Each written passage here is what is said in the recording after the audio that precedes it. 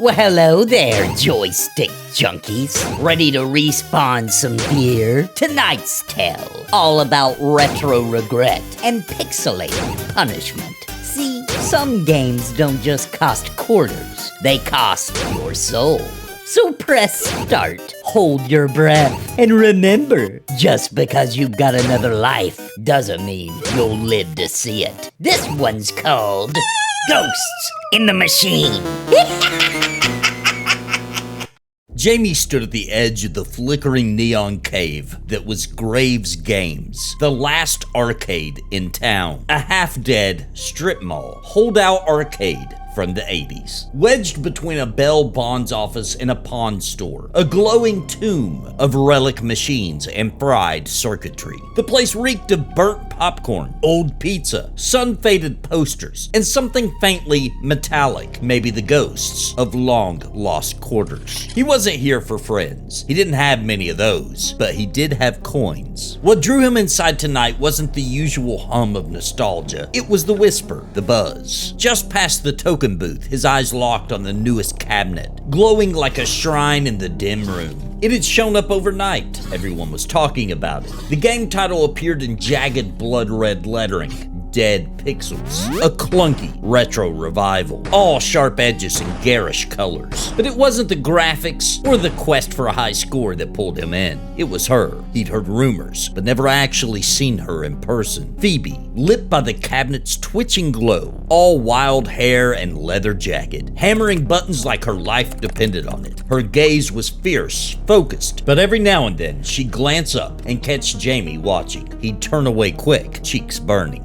She didn't flinch when the screen blinked out and lit up again, showing a face that wasn't hers. Jaime lingered, trying not to stare too hard. "Hey, you coming or what?" Phoebe's voice cracked through the buzz, teasing but warm. Jaime swallowed, clutching his quarter like a talisman. Yeah, I'm coming." His shoes squeaked across the warped linoleum as he neared it. Phoebe gave a quick, curious smile before her eyes slid back to the screen, where pixelated horrors crawled and leapt, lit only by her flurries of button taps. From the corner of the arcade, Mr. Graves, the owner, watched too. The man was a fixture here, gaunt and pale, looked like he walked out of an 80s horror flick. He moved slow, deliberate, like he was pacing a graveyard and making sure no souls had escaped. Graves had announced the Dead Pixels high score tournament 2 days ago, and already the word was out. Players were hooked. Not just on the game, but on something else. Some whispered about a curse, weird hallucinations, glitches that bled out of the screen. Others claimed seizures or the game mimicked their voices, and some just said it made you feel off. Jaime ignored the stories, or tried to. He had enough problems keeping his courage up just to talk to Phoebe. Behind him, the arcade pulsed, clacks of pinball, the distant drone of skee-ball machines, and the jingle of coins dropping. But here, near Dead Pixels, the air felt different, charged, like the cabinet was hungry. Mr. Graves shuffled by. "Careful near that one," Graves rasped lightly in passing. "She bites." Jaime startled.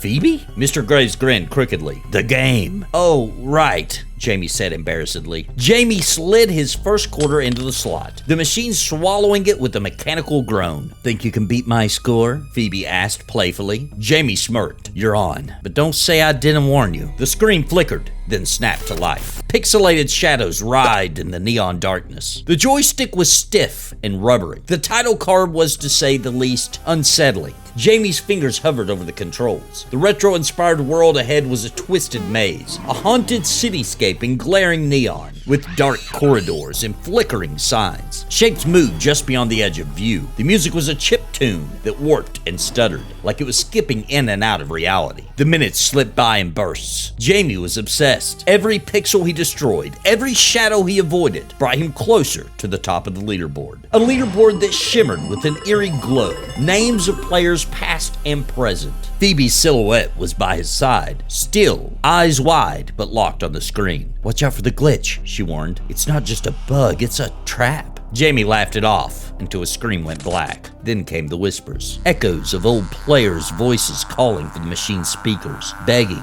laughing, crying. The screen flickered back to life, but something was different. Jaime felt it, a cold claw slipping into his spine. He was no longer just playing the game was playing him. His first round done. Phoebe glanced over. Not bad for your first go. Jaime swallowed again, then dove back in. The game wasn't just about dodging enemies or racking points. The game world seemed alive. The more Jaime played, the more the glitches came. Faces in the windows, whispers in the static. The game felt less like a game and more like a door. And behind that door, Jaime wasn't sure what waited. The game was a hit. That weekend, flyers appeared all over town. Dead Pixels High Score Showdown. One winner, one prize, one shot. No prize was listed, but the cabinet didn't need to offer money. It already had players lining up. Phoebe wasn't there, of course, and Ray, another local, he assumed, who looked like she could break your thumbs with one hand and outplay you with the other. Jaime didn't know if the girls were friends or rivals. The tournament was officially underway, and Dead Pixels had the arcade buzzing like a live wire. Kids and teens crowded around, eyes glued to the glowing cabinet, waiting for their turn, or just hoping to catch a glimpse of Phoebe and Jaime, the top scorers, battling it out, pixel by pixel.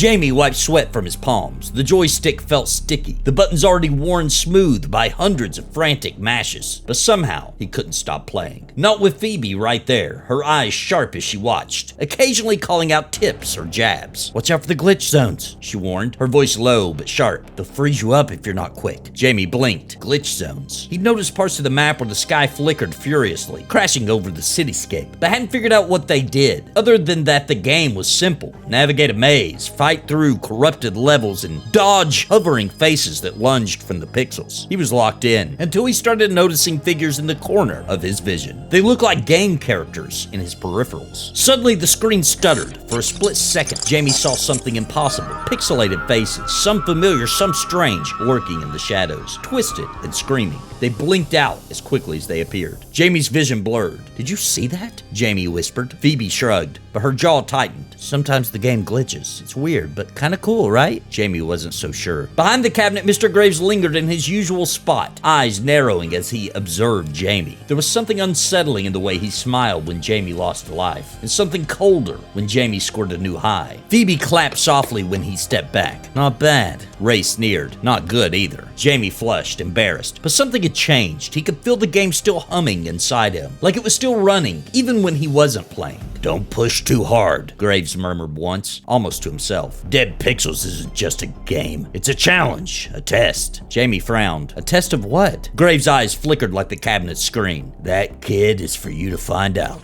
As the days passed, the arcade grew darker, not in light, but in atmosphere. Players whispered of strange dreams and phantom noises creeping in after hours. The game spread like a virus. Everyone wanted to beat it. Only no one could. Each player who got close to finishing claimed to see strange things, mirrored rooms with no exit, glitching NPCs whispering secrets, the game speaking to them directly. Some even claimed to see themselves inside it. Then they'd stop showing up. Jaime started to feel it too, the game bleeding into reality. One afternoon, as Phoebe and Jaime sat side by side, the cabinet suddenly went dark, the screen blinking wildly. Then a face appeared. Not a part of the game, at least not what he had played. A huge skeletal visage with glowing eyes. The glitch master. Jaime froze. Phoebe's eyes widened. The face smiled, a twisted digital grin. Then the screen returned to normal. The game beckoned them forward. Phoebe leaned in, her voice a whisper. You're getting close, Jaime. Closer than anyone else. Jaime's heart pounded. Closer to what? And what did that mean for him and for Phoebe? Jaime's nights blurred into restless shadows. The hallucinations followed him home, echoing in his skull long after the doors locked behind him. The world outside the game started to fray,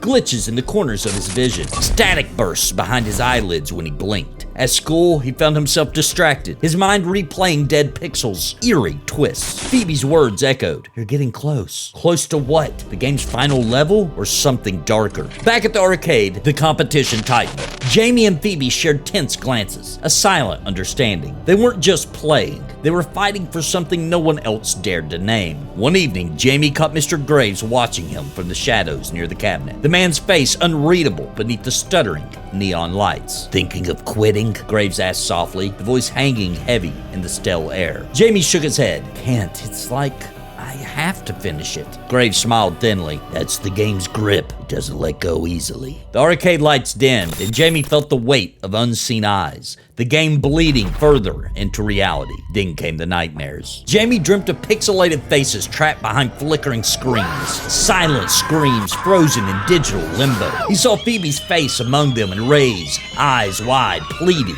and sometimes another face, eerie, one he couldn't quite make out, hovering above his bed, whispering in a voice distorted. High score. He'd wake up gasping in a cold sweat. Back at the arcade, something shifted. The glowing leaderboard displayed names Jaime hadn't seen before, and at the very bottom, a fresh score, his own initials, J4M13, blinking back. He spun around, heart pounding. Mr. Graves stood behind him, darkness swallowing his smile. The game's waiting for its next player, Graves whispered. Jaime's grip on reality slipped as the cabinet screen flickered. The Glitchmaster's skeletal face, grinning wide, appeared, and then, before his eyes, it morphed into a digital rendering of his own face inside the game, screaming silently from within the maze. Game over, Jaime whispered, but the laughter that followed wasn't his own. Ray cornered him outside the arcade that night, scowling. You're seeing them too, huh? Jaime nodded, unsure. The faces? They come out after level 5, she said. That's where I got stuck. Phoebe says she beat level 7, but I think she's lying. He asked her what the faces wanted. She didn't answer. Later, Jaime tried to unplug the machine just to see. Graves appeared behind him like a shadow that had always been there. You break it, you buy it. Jaime stared. Where did you even get this thing? Graves' eyes flicked towards the machine. His voice was flat. It's been here longer than I have. You just didn't notice. That night at home, Jaime dug into Graves' past and researched all he could find about the cab. Nothing about the machine online. No serial number, no manufacturer, old news articles, rumors he'd already heard. The arcade had been shut down once before, back in 1989. A kid had collapsed mid-game. Seizure, they said. But no one ever found the body, just a name that lingered in the leaderboard. Rob 13. That name, Jaime always saw it. At the end of every life, always there, digital graffiti, always sitting at the top, the one to beat. There were no answers, just high scores and missing kids. Jaime stared at the screen. For the first time he knew, the game was staring back. It wasn't a leaderboard, it was a gravestone. Jaime's scores got higher, but so did the cost. Every session left him drained, numb, his dreams twisted. Sometimes he'd wake up with blood on his nose. Sometimes the static didn't stop even after his eyes were open. Phoebe approached him after one long night of play. Her voice was quieter now, more serious than the sharp-tongued fire starter from before. Worry creasing her brow. Jaime, I think I've been here before. He blinked. What? I mean here, this place, this game. I don't remember anything before it, just waking up, playing, watching Graves. Her voice cracked slightly. I don't know how old I am. Jaime thought she was messing with him, but her eyes didn't blink when the screen behind them did. Didn't flinch when the power surged and the game shrieked. Why are you still playing? He asked. She glanced back at dead pixels, her reflection distorting across the curved glass of the screen. Because if I stop, I fade. Ray chimed in, confirming. That's what it does. It eats people, piece by piece. You play long enough, it pulls you in. Score goes up and your soul goes down. Then why not destroy it? Jaime asked. You think we haven't tried? She snapped. Go ahead, smash it, set it on fire. It'll be back tomorrow. This game is a prison. It's designed to reset. Jaime stared at the cabinet. The high score list flickered. His initials had just appeared. He hadn't entered them. The night Jaime made it to level 9, everything changed. The arcade glitched. The digital world was bleeding into reality. Players around them started to notice. The lights dimmed. The other machines beeped and buzzed erratically, then powered down one by one, like dominoes falling into a grave. Only dead pixels remained lit. Graves stood by the front door, smiling faintly. Into the line, Jaime. Go earn your place. The glow of the arcade flickered wildly as Jaime gripped the joystick tighter, sweat beading on his forehead. The screen bled pixelated shadows, the final level a warped hellscape of glitches and static. He wasn't alone. From the side of the cabinet, faint outlines flickered. Phoebe's spectral form, her smile bittersweet. Jaime, you're almost there. Her voice like digital static. Don't let it take you too, she whispered through the speakers. Behind her, another figure emerged. Ray, eyes hollow but fierce. Don't trust Graves. He's not just the owner. He's the reason this nightmare never ends. Jaime's heart pounded as the game's boss appeared on screen. The Glitchmaster, a colossal skeletal face with glowing eyes, cracking and shifting like corrupted code. The joystick shook in Jaime's hands. He dodged jagged pixels of death, the game world fracturing around him. The lines between reality and game blurred. blurred. Every corner pulsed with flickering faces. Ray, Phoebe, even his own, melted and stretched. He could hear Mr. Graves' voice, cold and calm, whispering behind the counter. "You want out, kid? Every score has a price." Jaime glanced up. Mr. Graves stood watching, a faint smirk shadowing his face. "I made a deal long ago. You will too." He smashed the button, sweat pouring. The final blow. The screen glitched violently. The final boss roared, pixelated agony, reaching out from the screen like claws. His scream erupting from the cabinet. Jaime ran past, through the screams, through the glitched maze of ghosts and faces. Jaime lunged at the last checkpoint, fingers trembling. "Almost there." Phoebe's voice faded. Ray's figure dissolving into static. Suddenly, the screen went black. He stared confused. A moment of silence. Then, through the blackness of the CRT, his reflection changed. Game over. The leaderboard flashed to life. His initials blazed to the top. The arcade lights dimmed. Mr. Graves smiled as he approached the machine. Not a player in sight. He gently flipped the switch. "Hope you're pleased with this season's harvest, my lord." The cabinet powers down. The screen cold, satisfied. Morning light began spilling into the now silent arcade. Graves was sweeping up shattered glass near the prize counter, humming an old 8-bit tune. The arcade empty.